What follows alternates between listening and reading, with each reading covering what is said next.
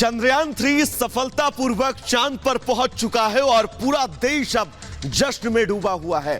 चांद पर तिरंगा लहराने के बाद पूरे देश में वैज्ञानिकों की जय जयकार हो रही है और पूरा देश चांद पर तिरंगा पहुंचाने के लिए वैज्ञानिकों का शुक्रिया अदा कर रहा है। तो वहीं लोग इस मिशन को पूरा श्रेय वैज्ञानिकों को दे रहे हैं और साथ ही मोदी सरकार की भी जमकर तारीफ कर रहे हैं। एक रिपोर्ट आपको दिखाते हैं।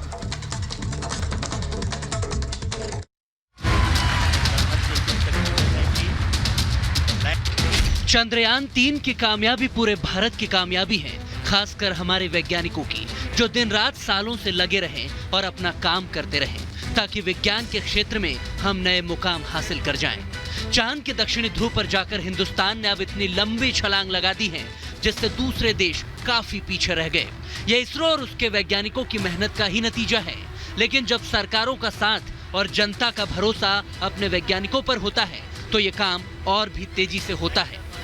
चंद्रयान महाअभियान की ये उपलब्धि भारत की उड़ान को चंद्रमा की कक्षाओं से आगे जाएगी। भारत बार बार ये साबित कर रहा है, sky is not the limit. ये दिन इस बात का प्रतीक है कि हार से सबक लेकर जीत कैसे हासिल की जाती है। हिंदुस्तान ने बैलगाड़ी पर रॉकेट ले जाने से शुरुआत की थी और अब आगे बढ़ते बढ़ते चांद को छूने तक आ पहुंचे हैं। निश्चित तौर पर इसमें पहले प्रधानमंत्री नेहरू का विजन था तो मौजूदा प्रधानमंत्री के बोल्ड डिसीजन भी थे, जिनके दम पर ही वैज्ञानिकों ने ये कारनामा कर दिखाया है, जिसकी बदौलत पूरी दुनिया भारत का जयगान कर रही है। इस सफलता को एक देश की सीमित सफलता के रूप में नहीं, लेकिन पूरी मानव जाति की एक महत्वपूर्ण सफलता के रूप में स्वीकार किया जा रहा है। जिस क्षेत्र में भारत ने अपना टारगेट तय किया था वहां पहले कभी कोई प्रयास नहीं हुआ है और ये प्रयास सफल हुआ है। तो बड़ा डिफिकल्ट टेरेन के ऊपर विज्ञान हमें पहुंचा पाया है। ये अपने आप में विज्ञान की वैज्ञानिकों की बड़ी सफलता है। एक चुनी हुई पूर्ण बहुमत की सरकार का ये फायदा होता है कि वो बड़े फैसले लेती है जिसका जनता को सीधा फायदा होता है और पिछले 9 सालों में मोदी सरकार ने ये साबित भी किया है। आर्टिकल 370 हटाने से लेकर 3 तलाक विरोधी कानून और भी कई ऐतिहासिक फैसले लिए गए। अंतरिक्ष के क्षेत्र में भी पीएम मोदी ने देश को नई ऊंचाइयों पर ले जाने के लिए लेट लतीफी वाला सरकारी रवैया बिल्कुल खत्म करवा दिया, जिसका श्रेय भी अब मोदी सरकार को ही जाएगा। इसरो और साइंस के क्षेत्र में भारत की उड़ान को लेकर कुछ आंकड़े भी हैं जो इस बात की तस्दीक करते हैं। मसलन 5 जून 2023 तक अब तक इसरो ने 424 विदेशी सैटेलाइट लॉन्च किए हैं, जिनमें पिछले 9 सालों के अंदर ही 389 सैटेलाइट भेजे जा चुके हैं, जिससे इसरो ने $174 मिलियन की कमाई भी की है। यानी पिछले 9 सालों में ही $157 मिलियन इसरो ने कमाए हैं। स्पेस सेक्टर में 130 से ज्यादा स्टार्टअप अभी एक्टिव हैं। 1969 से अब तक इसरो ने भारत के लिए 89 सैटेलाइट भेजे हैं, जिनमें सबसे ज्यादा 2014 के बाद ही भेजे गए। मोदी सरकार में अब तक इसरो ने भारत के लिए 47 सैटेलाइट भेजे हैं, तो वहीं मनमोहन सरकार में ऐसे 24 सैटेलाइट लॉन्च किए गए। अटल सरकार में ऐसे 6 सैटेलाइट और नरसिम्हा राव की सरकार में 5 सैटेलाइट लॉन्च किए गए थे। जाहिर है जो कांग्रेस अब मोदी सरकार को चंद्रयान 3 का क्रेडिट मिलने से नाराज हो रही है, इसे नेहरू से जोड़कर अपनी सफलता बताने की कोशिश कर रही है। सियासत करने वाले उन लोगों को ये आंकड़े जरूर देखने चाहिए। हिंदुस्तान ने पूरे विश्व में एक कीर्तिमान स्थापित किया। चंद्रयान साउथ पोल में लैंड कर रहा है। ठीक उसी समय एक प्रेस वार्ता आता है मणिशंकर अय्यर का और वो कहते हैं कोट अनकोट भारत कभी विश्व गुरु नहीं बन सकता क्योंकि भारत पाकिस्तान को नजरअंदाज कर रहा है। अगर भारत अपने पश्चिम के नेबर के साथ शांति स्थापित नहीं कर सकता, अगर भारत पाकिस्तान से बातचीत नहीं कर सकता तो भारत कभी विश्व को रास्ता नहीं दिखा सकता। मणिशंकर अय्यर जी, राहुल गांधी जी, सोनिया जी, कान खोल के सुन लीजिए। चाहे आप कितना भी भारत के लिए बद्दुआ दे दे, India has already proved its mettle. 2014 के बाद ऐसा क्या हुआ कि अचानक भारत अंतरिक्ष का बॉस बनता गया, क्योंकि मोदी सरकार ने इस पर फोकस किया। स्पेस सेक्टर में कई रिफॉर्म किए, प्राइवेट सेक्टर को भी इसमें बढ़ावा दिया गया, जिसके जरिए आज इसरो के लिए कमाई के दरवाजे भी खुल चुके हैं। दोनों सरकारों में किसका कितना फोकस था, उसके भी कुछ आंकड़े आपको बता देते हैं।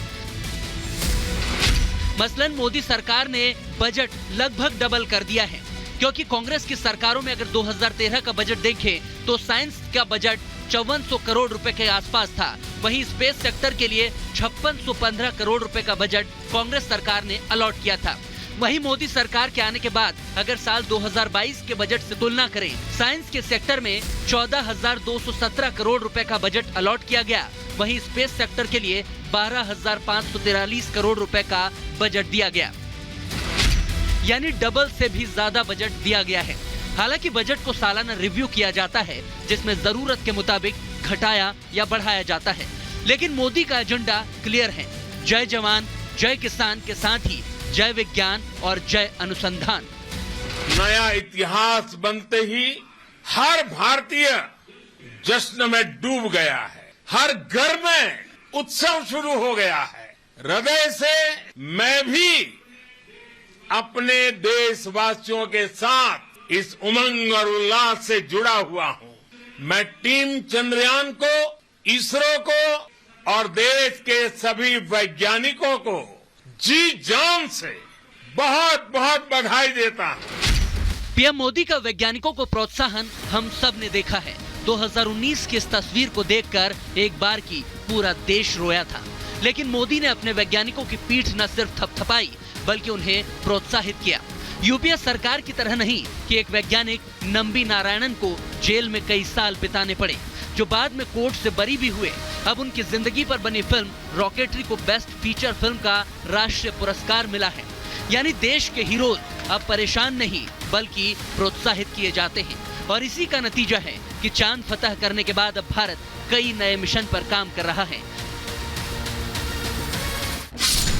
सबसे पहला मिशन है सूरज को फतह करना, यानी कि आदित्य L1। इस मिशन का काम है सूरज की ताकत का पता लगाना। इसकी लॉन्चिंग सितंबर 2023 में ही हो सकती है, जिसमें खर्च करीब 378 करोड़ रुपए के करीब आया है। वहीं दूसरा निसार मिशन, जो भूकंप और सुनामी का अनुमान लगाने के लिए लॉन्च किया जाएगा। इसकी लॉन्चिंग 2024 में अनुमानित है, जिसके लिए खर्च 778 करोड़ रुपए किया गया है। वहीं स्पेडेक्स के नाम से भी एक स्पेस स्टेशन बनाने का मिशन लॉन्च किया जाएगा, जिसकी लॉन्चिंग की डेट 2024 में ही अनुमानित है, जिसको लेकर सरकार ने 124 करोड़ रुपए खर्च किए हैं। वहीं गगनयान मिशन, जो इंसान को अंतरिक्ष में भेजेगा, इसकी लॉन्चिंग भी 2024 के आखिर तक प्लानिंग की जा रही है, जिसके लिए सरकार ने अब तक खर्च 3040 करोड़ रुपए से ज्यादा किया है। उसके बाद ही एक बहुप्रतीक्षित मंगलयान 2 मिशन भी काम पर लगा हुआ है। इस मिशन का मकसद होगा मंगल ग्रह की जानकारियां जुटाना, जिसके लॉन्चिंग 2025 में अनुमानित है, जिसको लेकर खर्च करीब 500 करोड़ रुपए किया गया है। वहीं शुक्रयान भी है, जो अभी पाइपलाइन में है। इस मिशन का मकसद होगा शुक्र ग्रह के रहस्य खोजना, जिसकी लॉन्चिंग साल 2024 में हो सकती है या फिर 2031 तक टाली भी जा सकती है। इसको लेकर खर्च अभी तक तय नहीं किया गया है। मोदी ने खुद दक्षिण अफ्रीका से भी इसरो के फ्यूचर्स प्लान की पुष्टि की थी। सोचिए, मोदी ब्रिक्स देशों के समिट के लिए साउथ अफ्रीका में थे जब चंद्रयान 3 की लैंडिंग हो रही थी। फिर भी वो दिग्गजों को छोड़कर राष्ट्रीय गौरव के मौके पर इसरो के साथ जुड़े और लाइव चंद्रयान की कामयाबी का ऐतिहासिक लम्हा देखा और वैज्ञानिकों की हौसला अफजाई की। साइंस और टेक्नोलॉजी देश के उज्जवल भविष्य का आधार है। इसलिए आज के इस दिन को देश हमेशा हमेशा के लिए याद रखेगा।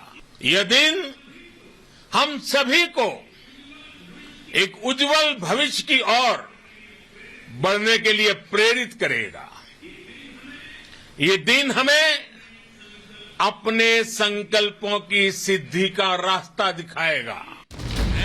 मोदी 7 समंदर पार से भी हर चीज पर नजर बनाए हुए हैं, जबकि मोदी को कोसने वाले नेताओं का क्या हाल है ये सुनेंगे तो आप भी सिर पकड़ लेंगे। कोई चंद्रयान की सफलता पर इसरो के बजाय नासा को बधाई दे रहा है, तो किसी को ये भी नहीं पता है कि इस मिशन में कोई वैज्ञानिक और कोई इंसान चांद पर नहीं गया है।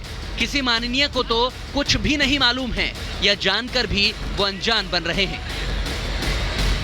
आज चंद्रयान की लैंडिंग है। चंद्रयान 3 की लैंडिंग हो रही है सर। सुबह में गोपाल जी बता रहे थे।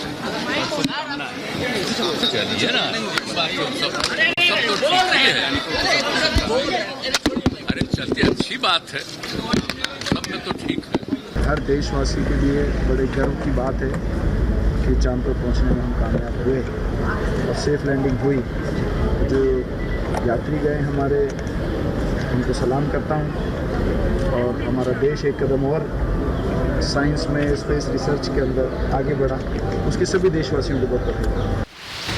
राजनीतिक विरोध अपनी जगह है, लेकिन विपक्ष को ये मानना ही पड़ेगा कि जो मोदी देश को आगे रखकर सारे काम करते हैं, 5वीं आर्थिक महाशक्ति देश को बनाने से लेकर अंतरिक्ष का बॉस भी भारत को बनाने में लगे हैं, तो कांग्रेस 1962 का हवाला देकर ही श्रेय की सियासत कर रही है। ऐसी पार्टियों को सोचना होगा कि साइकिल पर रॉकेट से लेकर चांद तक पहुंचने की यात्रा वैज्ञानिक विकास की एक सतत प्रक्रिया तो है ही, लेकिन भविष्य का रोड मैप देश की जनता को ना बताकर कामयाबियों पर भी पीछे खींचने की राजनीति आखिर कब तक चलेगी? अगर चंद्रयान 3 की सफलता से ही विपक्ष डर रहा है कि मोदी को क्रेडिट चला गया, तो उनकी राजनीति खत्म हो जाएगी। लेकिन उन्हें यह भी ध्यान रखना होगा कि अभी तो ढेर सारे मिशन पाइपलाइन में हैं। चांद पर परेशान होने वाले राम मंदिर, UCC, one nation one election जैसे मुद्दों पर फिर मोदी को कैसे रोक पाएंगे और जनता उन पर कैसे भरोसा करेगी?